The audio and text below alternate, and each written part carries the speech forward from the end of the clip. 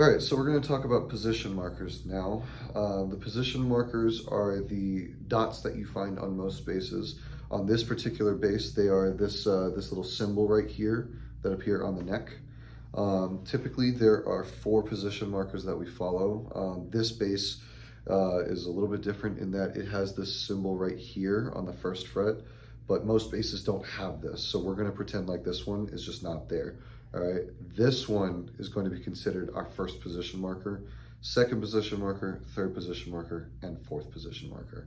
All right, and the way we interpret that, all of them have notes assigned to them, and they go up in whole steps. So we start out with our E string, all right, which is our biggest string, this one here on the end.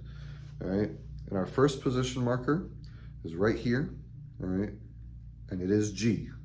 All right, so if we sound that out, we play it, that is G. All right, if we move our finger over to the next position marker right here, same string, that's A.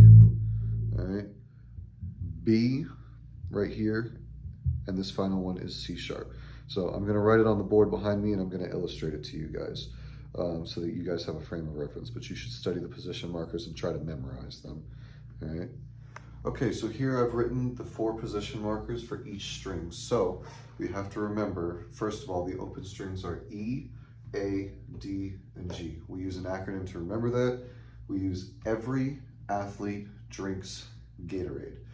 All right, now, as I said before, all right, when I had the base in my hands, the 1st position marker was G, all right? That is this G right here, okay? So we've got G, we've got A, we got B, and then we've got C sharp. All right, now on to the next string. On the A string, we have C, D, E, and F sharp. So this C appears right below G. They're in line with each other. This is the 1st position marker right here. All right, so C, D, E, and F sharp. All right, on the D string, we have F, G, A, and B. All right, and then on the final string, on the G string, we have a unique one, B flat. All right, you can look at that as A sharp, but I typically refer to it as B flat. B flat, C, D, and E. All right, now when it comes to remembering all of these position markers, there are 2 tricks that can help you kind of figure out the formula if you need to. All right, there is a method to the madness here. So the first trick involves the final position marker, so the 4th position marker, this row right here. All right, if you notice, all right, this final position marker is C sharp, and when you go to the next string, the 1st position marker on the next string down, so A, 1st position marker, it's C. All right, C sharp to C. All right, if we go to the next string, F sharp right here to F. All right, and then here, B, if we go down here, it's B flat. All right, they go down in half steps. So every time you go to the final position marker of a string, you can remember the 1st position marker of the next string by just going down a half step. All right, that's method 1.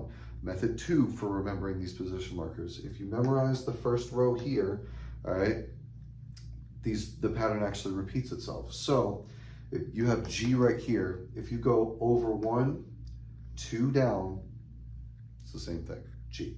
All right, same thing right here, A, B, all right, and it applies across all the strings. So C, over 1, down 2, you have C, D, E, all right? So there's a couple patterns to this that you can remember to help you kind of memorize this whole thing, all right? You should start out by memorizing the first 2 strings if possible, all right? Just focus on these 2, but as you get those memorized, you can actually kind of start to figure out the position markers of the other strings, all right? So I hope that helps. Now, remember, position markers operate in whole steps, all right? So if I have the base,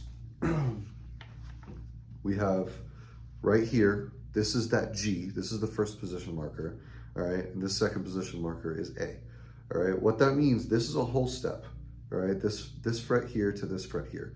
So this fret in between, this is also a note. This is either the G sharp or the A flat, depending on how you look at it. All right, so you got G, A flat, A. This is B flat, B, C, and C sharp, and so on and so forth. So that's how this works, all right? If you understand piano and you remember all the chromatic steps, bass applies the same principles. That's just how it looks on the bass. It operates by frets instead of white keys to black keys.